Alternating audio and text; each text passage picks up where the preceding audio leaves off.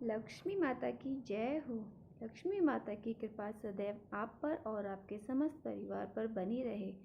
दीपावली का पर्व दोस्तों आप सबको पता है कि प्रत्येक वर्ष कार्तिक मास की अमावस्या तिथि पर मनाया जाता है, लेकिन इस बार दीपावली को लेकर बहुत सारी शंका मन में हो रही है और बहुत ही बड़ा कन्फ्यूज़न है कि हम दीपावली 31 अक्टूबर को मनाएं या फिर 1 नवंबर को।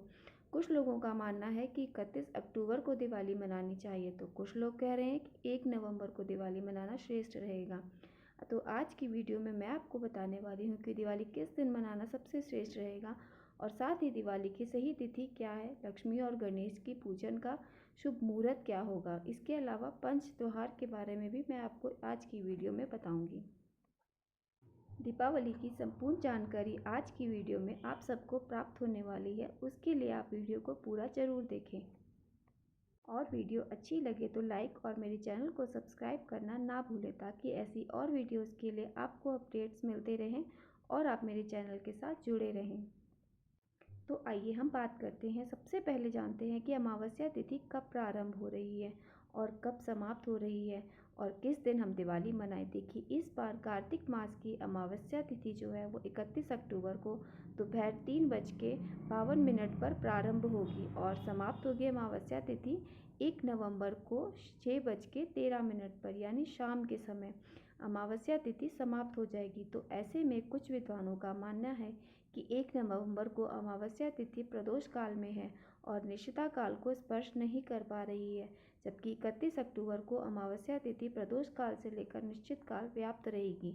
और दीपावली पर जो माँ लक्ष्मी की आराधना की जाती है निश्चित कालीन अमावस्या तिथि में ही की जाती है। वहीं कुछ विद्वानों का मानना है कि 1 नवंबर को अमावस्या तिथि सूर्योदय काल में भी रहेगी और शाम को प्रदोष काल में संध्या काल में भी अमावस्या तिथि हमें प्राप्त हो रही है। ऐसे में कई स्थानों पर 1 नवंबर 2024 को दिवाली मनाई जाएगी।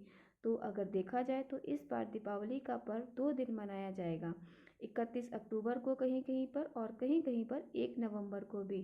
जैसे कि आपकी जानकारी के लिए बता दूं कि अयोध्या में दीपावली का पर्व 1 नवंबर को मनाया जा रहा है और वृंदावन की बात करें तो वहाँ पर 31 अक्टूबर को मनाया जा रहा है।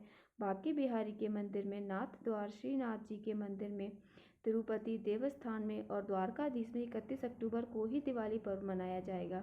तो अलग अलग मान्यताओं के अनुसार इस बार दिवाली 2 दिन मनाई जाएगी, लेकिन 31 अक्टूबर को दीपावली मनाना सबसे श्रेष्ठ रहेगा। फिर भी आपके यहाँ जिस दिन दिवाली मनाई जा रही हो आप भी उस दिन दिवाली मना सकते हैं। आइए अब हम बात करते हैं शुभ मुहूर्त की, कि हमें किस समय पूजा का मुहूर्त है शुभ, जब हम पूजा अर्चना करें। तो देखिए, 31 अक्टूबर को दीपावली पूजन के लिए 2 शुभ मुहूर्त आपको प्राप्त हो रहे हैं। पहला शुभ मुहूर्त है प्रदोष काल में। इस दिन आपको 5:36 से लेकर 8:11 के बीच शुभ मुहूर्त रहेगा। इस समय में आप पूजा अर्चना कर सकते हैं। दूसरा शुभ मुहूर्त जो है वो आपको वृषभ काल में प्राप्त हो रहा है, जो कि शाम को 6:24 से प्रारंभ होगा और 8:15 तक रहेगा। इस समय में भी आप माता लक्ष्मी की आराधना कर सकते हैं।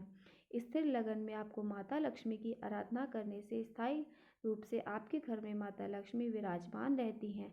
और शाम को प्रदोष काल में जो माता महालक्ष्मी की पूजा का शुभ मुहूर्त है वह है आपको प्राप्त होगा 5:36 से शाम के 6:15 में, और इसका कुल समय जो आपको है वो 41 मिनट का प्राप्त हो रहा है। इस समय में संध्याकालीन पूजा आप कर सकते हैं, जैसे कि दीप प्रज्वलित करना अपने घर में भी, मुख्य द्वार पर भी और जहाँ कहीं भी दीप प्रज्वलित करना सकते हैं, इस समय में आप कर सकते हैं। इसके अलावा में जो माता लक्ष्मी और गणपति की मूर्ति हम लेकर आते हैं, विग्रह लेकर आते हैं, उनकी स्थापना आपको मंदिर में इसी समय पर आपको करनी है। इसके अलावा भी जैसे कि आप अगर दक्षिणावर्ती शंख लेकर आते हैं या फिर किसी भी यंत्र की स्थापना करना चाहते हैं तो यही वो शुभ मुहूर्त है। इसी समय में आपको पूजा अर्चना करके सभी चीज़ों की स्थापना करनी है। अब बात करते हैं पूजा विधि के बारे में। तो देखिए, घर की उत्तर दिशा में या पूर्व दिशा में या फिर ईशान कोण में ही माता लक्ष्मी की पूजा की व्यवस्था की जानी चाहिए।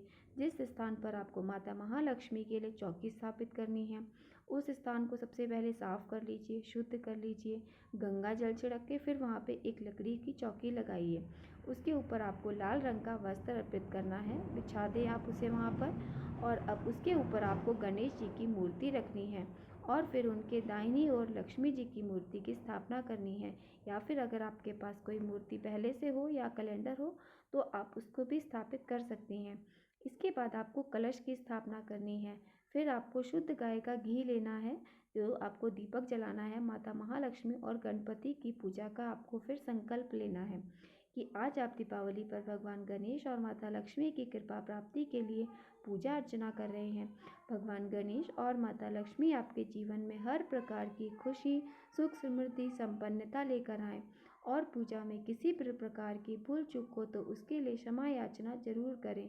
संकल्प लेने के बाद आपको धूप दीप से पूजा करनी है। विधि विधान से उनकी पूजा कर लीजिए। उसके बाद लाल और पीले रंग के पुष्प माता लक्ष्मी को, भगवान गणपति को अर्पित करें और यथाशक्ति फल और मिठाइयों का भोग आपको जरूर लगाना चाहिए। इसके बाद मंत्रों का जप कर लीजिए और पूजा करने के बाद आप आरती कर लीजिए। दिवाली पर शंख बजाना अत्यंत आवश्यक होता है। अगर आपके घर में कोई शंख बजाना जानता है तो आपको शंख अवश्य बनाना चाहिए, मतलब यह बहुत शुभ माना जाता है।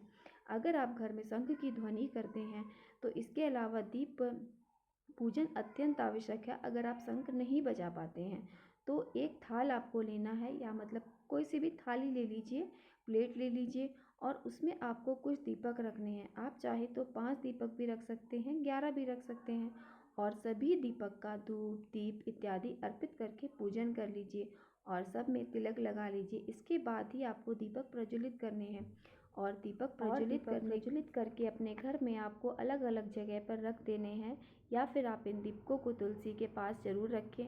कोई देव वृक्ष हो तो वहाँ भी रखें और मुख्य द्वार पर रखना ना भूलें। मुख्य द्वार पर रखना बहुत ही शुभ माना जाता है और अगर कोई जलाशय है तो आप वहाँ भी रख सकते हैं। आज के दिन दीप दान करना बहुत ही श्रेष्ठ माना गया है और आपको पूजा के समय नीले या काले रंग के वस्त्र पहनकर पूजा नहीं करनी चाहिए और आप किसी भी शुभ रंग को पहनकर, जैसे लाल, पीला, इन रंगों को पहनकर भी आप पूजा अर्चना कर सकते हैं और माता महालक्ष्मी की कृपा आप सबको जरूर प्राप्त होगी। सकारात्मक विचारों के साथ आप माता रानी की पूजा अर्चना कीजिए। जो भी भूल चूक हो उनसे उसके लिए क्षमा अर्चना मांगे और आप सबकी हर मनोकामना को माता रानी अवश्य पूरा करेंगी।